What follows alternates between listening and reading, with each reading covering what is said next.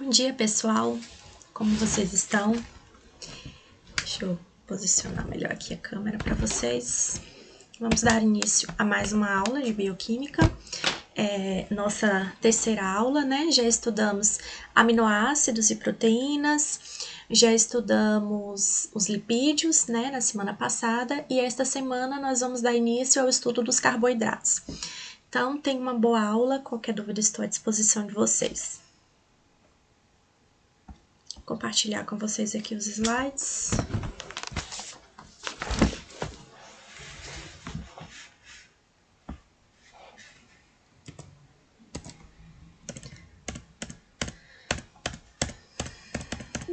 Pronto. Então, nossa aula de hoje é sobre carboidratos, tá? Como vocês podem observar, os carboidratos estão presentes na nossa alimentação, mas nessa disciplina de bioquímica a gente não vai dar um enfoque tanto na área de alimentos, porque o curso de vocês, né, apesar de ter a disciplina, né, de tecnologia de produção de alimentos, o agroindústria, não sei qual é o nome, que estuda, né, a produção de alimentos, mas na nossa disciplina de bioquímica nós vamos focar mais na questão de como essas substâncias são utilizadas pelos organismos, tanto vertebrados quanto invertebrados, como as plantas, e vamos observar a composição química desses organismos, ok? Desses compostos químicos, né, que compõem os carboidratos, que estão presentes nos alimentos que a gente consome. Então, os carboidratos, suas características gerais, são as biomoléculas mais abundantes da Terra. Por quê? Como é que o carboidrato é produzido? As plantas, elas conseguem produzir seu próprio alimento, então elas produzem carboidratos. Tá? E a cada ano a fotossíntese converte mais de 100 bilhões de toneladas do CO2, né, que é esse gás que em grande quantidade é tóxico, e água, em celulose e outros produtos vegetais, que é o que a gente vai ver mais à frente, né, em outras disciplinas, na disciplina de fisiologia vegetal, por exemplo, o estudo da fotossíntese.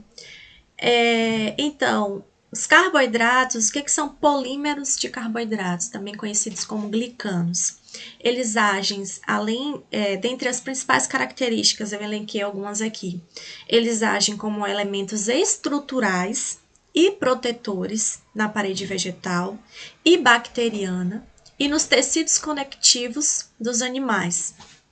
Então, os carboidratos, alguns grupos de carboidratos que nós vamos estudar mais à frente, eles têm esta função de serem elementos estruturais em alguns componentes celulares.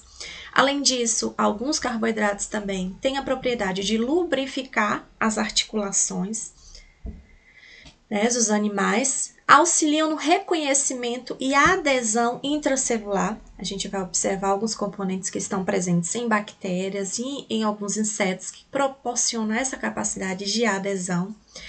E eles funcionam também como sinalizadores intracelulares quando unidos com outros componentes como lipídios, proteínas, que a gente dá o nome de glicoconjugados. Então, o que são carboidratos? São polihidroxialdeídos ou polihidroxcetonas. Dois nomes muito grandes, aparentemente muito difíceis, mas não são difíceis. Então, são várias moléculas, poli quer dizer várias moléculas de hidroxialdeídos. Então, vamos lembrar lá, que é da química orgânica, que vocês aprendem esses termos, né? O que é o grupamento aldeído, né? A gente vai ver aqui na imagem, vai ficar mais fácil. Então, é uma molécula, são várias moléculas que têm o grupamento aldeído dentro da sua composição. Hidrox, lembra de quê? Lembra de hidroxila. Hidroxila é aquela molécula OH, então ela vai reagir com a água. Logo, as reações em que os carboidratos ocorrem são reações de hidrólise, reações na presença de água. Então, pelo nome a gente já tira que são moléculas que podem ser compostas de aldeídos ou cetonas, né? Hidroxialdeídos ou polihidroxcetonas. Eles podem conter aldeídos ou cetonas e contém várias moléculas de hidroxila. Se eles contêm várias moléculas de hidroxila, a gente já nos leva a crer que são moléculas que necessitam que vão interagir ali com a água, ok? Então, suas reações vão ocorrer em ambiente aquoso. A fórmula geral é essa aqui, então tem carbono, tem hidrogênio, tem oxigênio e o número varia, tá? Então, as enzimas que sintetizam os carboidratos, elas não têm um ponto de parada, assim como as proteínas que sintetizam, né, no momento lá da síntese proteica, que tem aqueles códons de stop, né, que entende que ali ela tem que parar de polimerizar, tá? Para produzir proteína. Não, eles não têm, na questão da síntese de carboidratos, não tem esse momento de parar. Então, as cadeias, elas têm tamanhos variáveis. Eles são divididos em monossacarídeos. Eu não coloquei aqui, mas tem os oligosacarídeos. Dentre os oligosacarídeos, os principais representantes são os disacarídeos e os polissacarídeos. Então, vamos para os monossacarídeos. Quais são as características dos monossacarídeos? São açúcares mais simples, são constituídos por uma única unidade de polidroxiacetona ou polidroxialdeído. Eles podem ser aldeídos ou cetonas, com 2 ou mais grupos de hidroxila, a exemplo de glicose, pode ser glicose ou pode ser frutose. Então, é só um monômero, ok? Os monossacarídeos mais abundantes na natureza, o monossacarídeo mais abundante na natureza é o açúcar de 6 carbonos de glicose. Daqui a pouquinho a gente vai ver por que tem a presença desse D aqui, antes da glicose. Mas vocês já se lembram lá também que na questão dos aminoácidos, os aminoácidos biologicamente ativos eram os L-aminoácidos, lembram? Levógenos. Aqui é a D-glicose que é o mais ativo, tá? Então, está relacionado à sua estrutura, tá?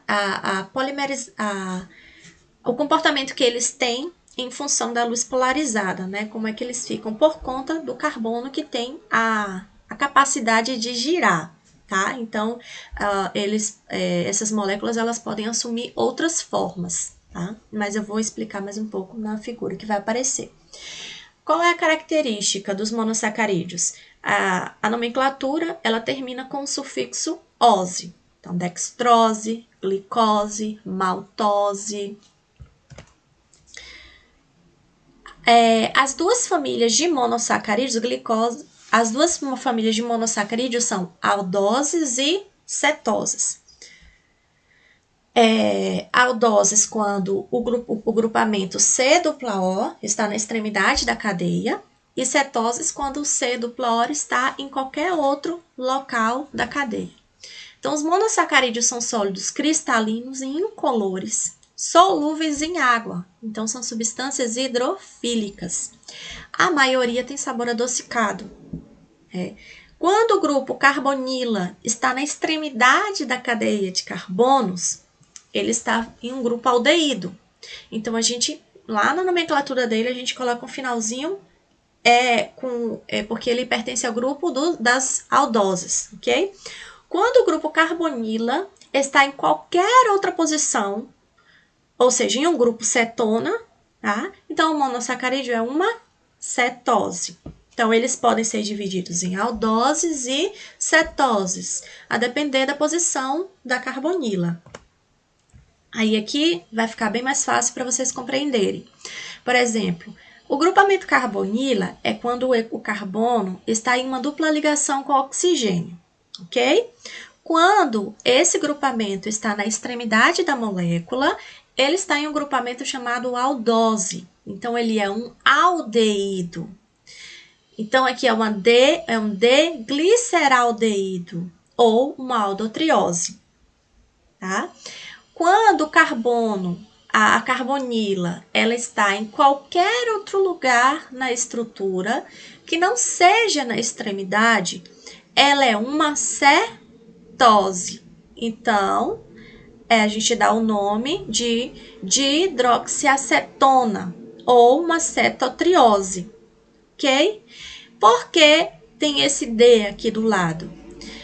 Contando de baixo para cima, quando o carbono, a hidroxila, está ligada ao carbono no seu lado direito, a gente dá o nome de D e o que ele pertence, D-ribose, D-frutose, D-glicose, ok? Então, quando a hidroxila está para o lado direito, a gente dá o nome, ela tem aqui um D antes, para mostrar. Porque ela pode estar do lado esquerdo também, é muito difícil, né?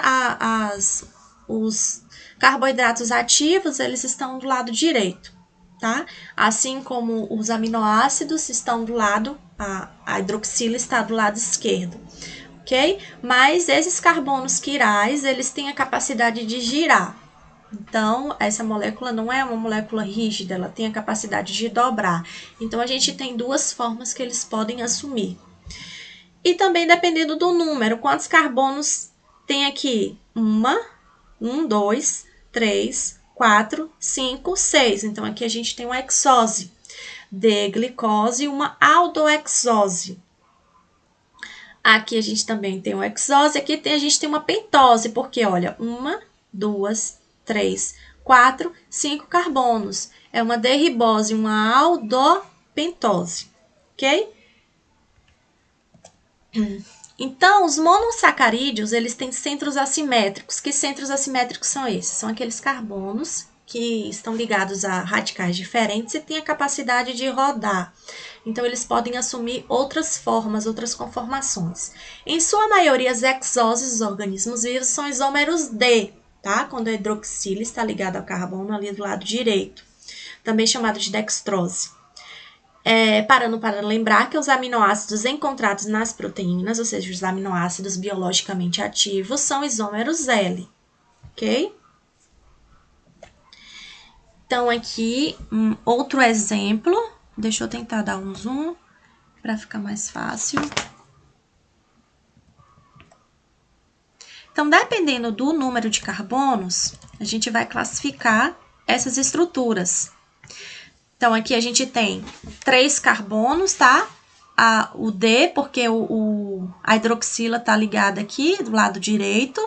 Então, é um D-gliceraldeído, tá? Não tá dando para ler direito aí, mas no livro tem essa imagem, vocês podem baixar. Aqui é o D-gliceraldeído. Quando tem 4 carbonos, 1, 2, 3, 4, tá? Aqui a D-eritrose e aqui a D-treose. Quando tem 5 carbonos, aqui a D-ribose, D-arabinose, perdão, e aqui a D-xilose.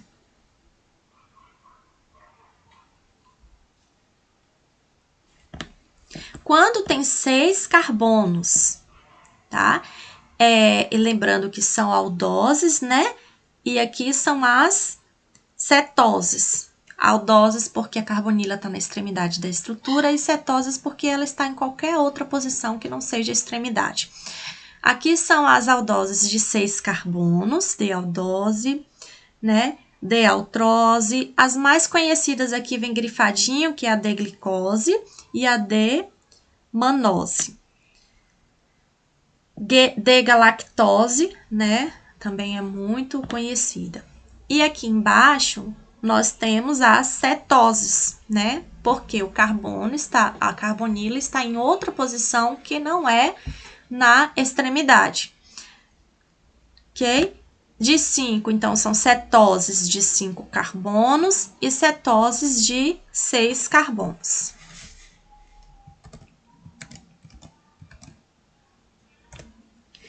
E aí, nós temos os disacarídeos. Disacarídeos são oligosacarídeos, tá? São formados por 2 unidades de monossacarídeos, por 2 monômeros.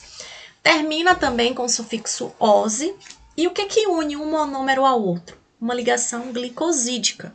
Exemplo, maltose, lactose, sacarose, tá? São disacarídeos, ou seja,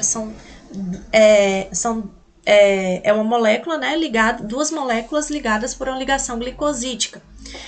Então, consiste em 2 monossacarídeos unidos covalentemente, ou seja, unidos por uma ligação covalente, por uma ligação O-glicosídica, Então, aqui a gente tem uma pontezinha de oxigênio ligando as duas moléculas, a qual é formado quando o grupamento hidroxila de uma molécula de açúcar normalmente cíclica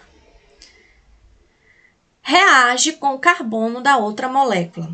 Então, 2 monossacarídeos e uma ligação glicosídica no meio, a gente tem a formação de um disacarídeo. Exemplo. Então, a gente tem aqui duas moléculas de glicose, tá? E aqui o grupamento M-acetal e aqui o álcool, né? Uma extremidade e outra extremidade. A extremidade hidroxila, né? Lembra que eu falei para vocês que a hidroxila, por conta delas terem moléculas dos carboidratos apresentarem moléculas de hidroxila, eles reagem com a água. Então, vai ocorrer aqui hidrólise, né? A liberação de uma molécula de água. Então, esse OH vai se ligar com esse hidrogênio aqui do álcool e vai formar H2O. Concordam? Uma molécula de água. Ok? E aí, agora, esse grupamento aqui acetal vai se ligar a esse carbono 1 aqui, dessa molécula de glicose, vai se ligar através de uma ligação O-glicosídica, por conta dessa molécula de oxigênio aqui, né? Que é esse oxigênio aqui da molécula da glicose, vai se ligar a outra molécula de glicose, tá? Ao carbono 4 da segunda molécula de glicose. Então, a gente tem aqui uma ligação alfa 1, 4. Por quê? Porque é o carbono 1, né, da primeira molécula de glicose, ligado ao carbono 4 da segunda molécula de glicose. Por que tem esse giadinho aqui nessa estrutura? Lembra que eu falei para vocês que há alguns carbonos da estrutura da glicose, de alguns carboidratos, eles têm a capacidade rotacional, né? Eles têm a capacidade de girar. Então, quando vocês verem assim essas setinhas giadas, significa que existem duas conformações que podem ocorrer aqui. Esse OH, ele pode estar tanto para cima quanto para baixo, eles podem mudar de posição. Então, pode estar na posição alfa ou beta. Então, essa hidroxila, ela pode estar aqui em cima ou pode estar aqui embaixo. Esse hidrogênio pode estar aqui embaixo ou pode estar em cima, ok? Por isso que tem essa setinha giada aqui, significa que ocorre uma rotação neste ponto. Então, aqui a gente tem a formação da maltose, né? A união de duas moléculas de glicose, tá? Então, alfa-D, glicopiranosil, 1,4-D, glicopiranose. Os disacarídeos, alguns disacarídeos mais comuns, exemplo aqui a lactose, que está presente no leite, né? Então, quem tem intolerância a leite é porque não consegue produzir a enzima lactase, que vai degradar a lactose. Por isso, a lactose fica lá no organismo e acaba não sendo degradado e ocorre diarreia, né, febre, porque a pessoa não tem a enzima que é capaz de degradar a lactose. Tá? Aqui, exemplo, o açúcar, né, a sacarose, que é o nosso açúcar de mesa, é um disacarídeo. Tá? Observem as ligações, né, glicosídicas, são diferentes, algumas em conformação alfa, outros beta. E aqui a gente tem a treulose. A treulose também é um açúcar natural, tá? É diferente do nosso açúcar de mesa. Polissacarídeos são polímeros de açúcar que contêm mais de 20 unidades de monossacarídeos. São também conhecidos como glicanos. Eles são divididos em homopolissacarídeos e heteropolissacarídeos. Então, como o próprio nome diz, homopolissacarídeos, né, são compostos por apenas um grupamento de monossacarídeos. Então, ele só tem um tipo de monossacarídeo. São vários sacarídeos de apenas um tipo. Exemplo, amido, glicogênio, celulose, quitina, tá? E os heteropolissacarídeos é quando eles contêm tipos diferentes de sacarídeos. Exemplo do peptidoglicano, peptidoglicano, tá? Que está presente lá nos animais, né? Nos insetos, em suas maiorias, artrópodes em geral. Então, para a gente conseguir visualizar melhor aqui. Os homopolissacarídeos, eles podem ser não ramificados, então eles só têm essa estrutura linear, não tem nenhuma outra ramificação. Ou eles podem ser ramificados, tá? Aqui mostrando a ramificação dele. Mas eles só são formados por um grupamento de monossacarídeos. Então, todos na mesma cor quer dizer que eles só são um grupamento. Por exemplo, todo mundo aqui é glicose, tá? Já os heteropolissacarídeos, a gente observa que eles podem ser também não ramificados e podem ser ramificados, porém eles apresentam grupamentos diferentes. A exemplo, glicose e lactose, O3, né? Glicose, lactose, maltose. Então, eles diferem com relação à composição.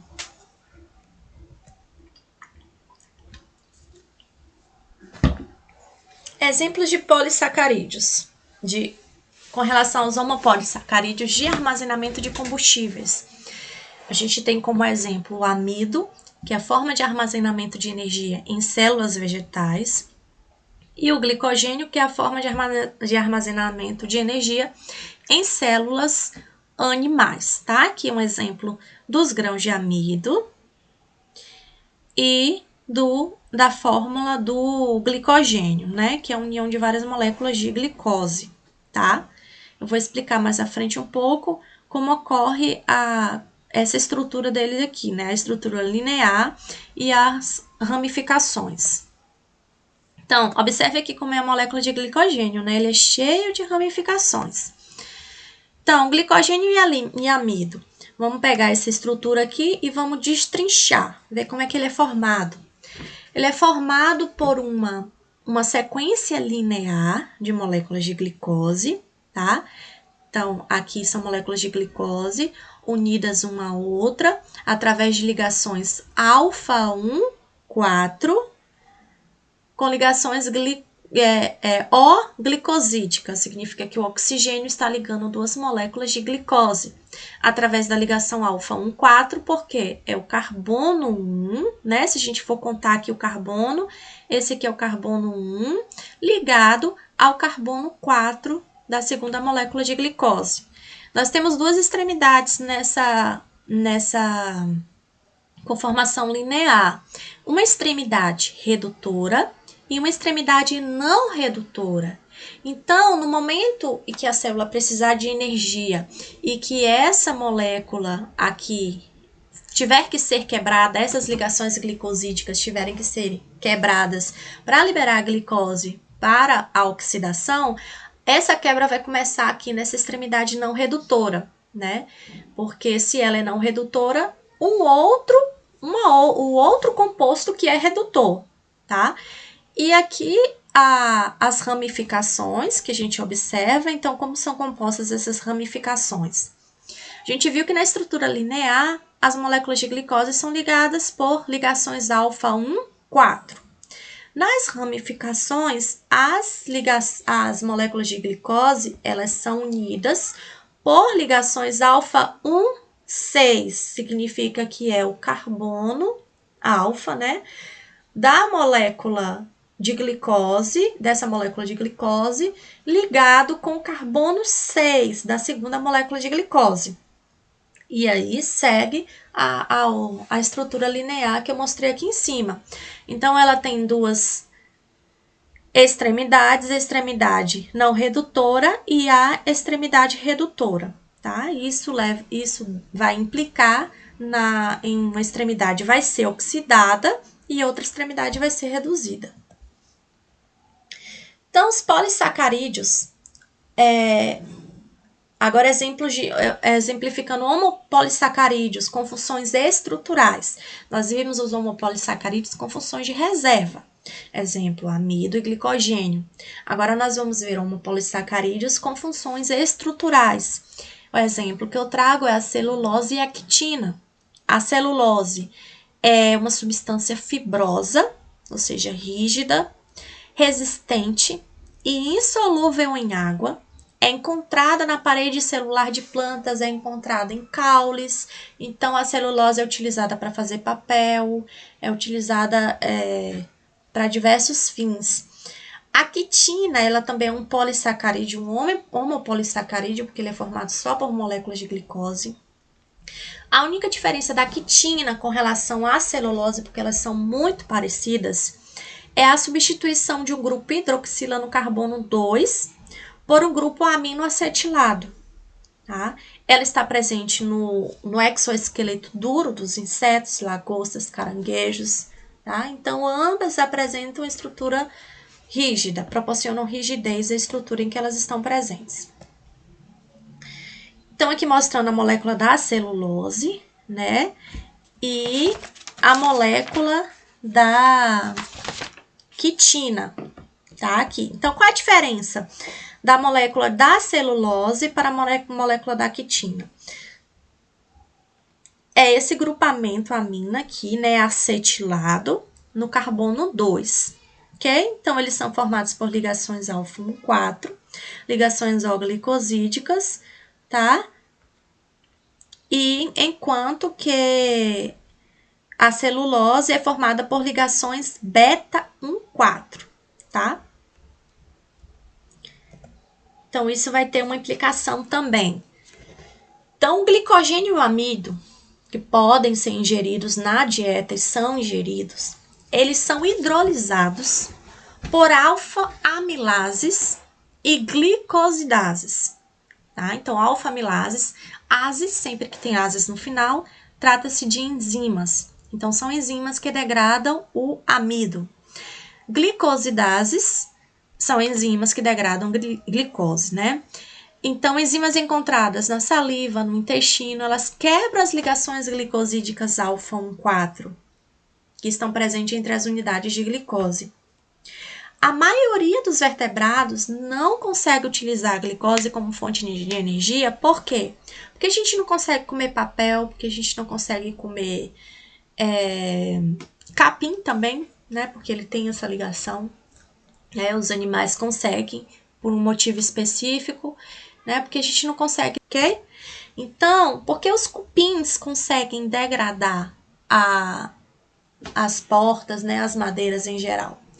Porque eles têm no organismo dele um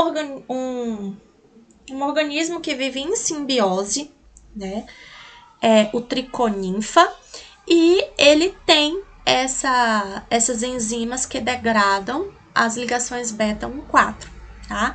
Os ruminantes, eles têm as enzimas no organismo deles, eles têm as enzimas que degradam as ligações beta-1, 4, por isso que eles conseguem consumir a grama e a gente não. Polissacarídeos. Exemplo de heteropolissacarídeos estruturais. Por exemplo, peptidoglicano. Então, heteropolissacarídeos são polissacarídeos formados por compostos diferentes, tá? Não só glicose, por exemplo, glicose, lactose, tá? Exemplo do peptidoglicano, ele está presente na parede celular de bactérias.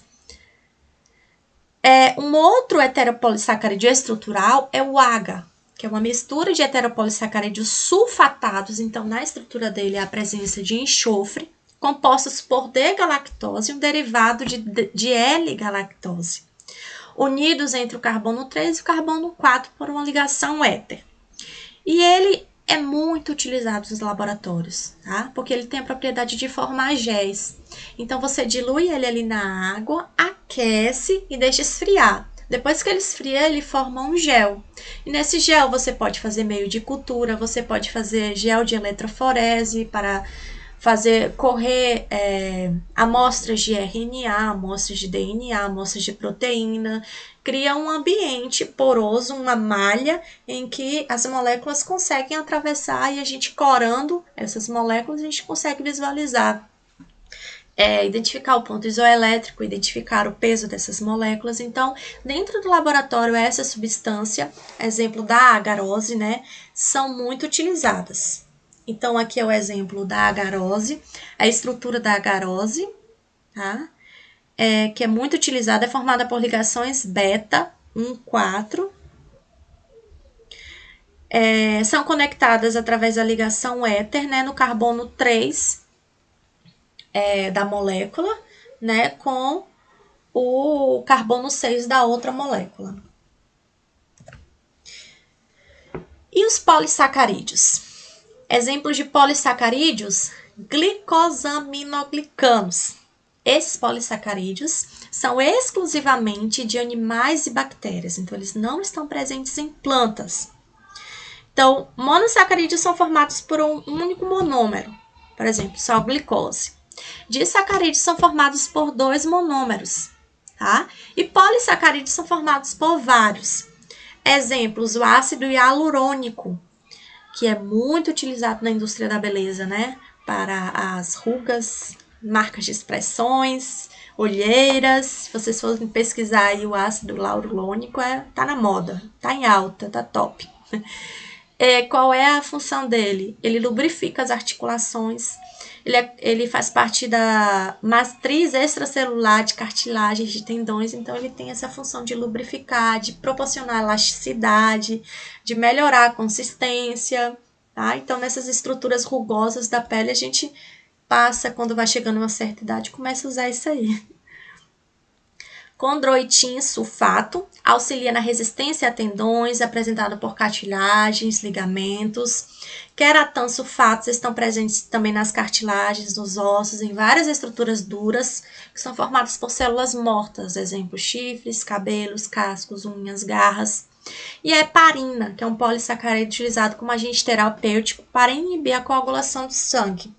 Agora vamos visualizar a estrutura desses polissacarídeos, né? Aqui é exemplo do ácido hialurônico, é formado por ligações beta 1,4, o condroitin sulfato, 4-sulfato, então observem que ele é ligado por as moléculas são ligadas por ligações beta 1,4 e tem a presença do grupamento sulfato aqui.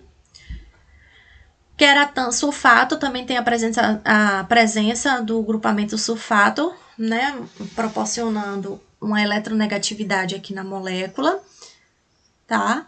E a molécula de heparina também. Então, pessoal, essa foi a nossa aula, né, sobre carboidratos. Espero que vocês tenham gostado. Qualquer dúvida, estou sempre à disposição. Espero que vocês estudem no livro. Não só assistam as videoaulas, mas tem o livro lá eu sempre esqueço. Eu confundo com de genética. Leininger. Princípio de bioquímica de Leininger, que eu disponibilizei para vocês, que é o nosso livro base para a disciplina. Então, bons estudos. Fiquem com Deus.